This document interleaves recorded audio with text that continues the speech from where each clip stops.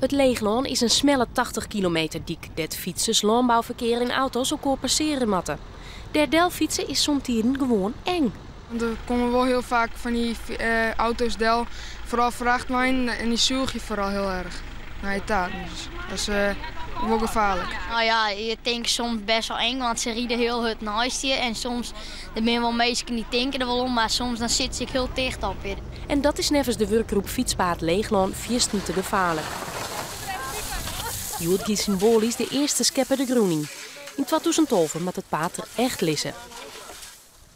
Op zo'n hier is dit de oceaan. Dat we echt naar de simmen beginnen kennen en het project erin te halen. We zijn al groeneigenaren aan het bezieken voor de groen-on-cape. Dus er rinnen al dingen en ja, dit is de oceaan. Door de financiële problemen van de gemeente op Waasterhim wie er geen geld voor het fietspaad. Toch had de werkgroep onhouden als stoorruim. Maar als resultaat dat de provincie het nou betalen zal. Zo'n de omstandigheden hebben we er enorm druk op een ketel houden. Zijn veiligheid stiet ik heel heeg in het vaandel van de provincie.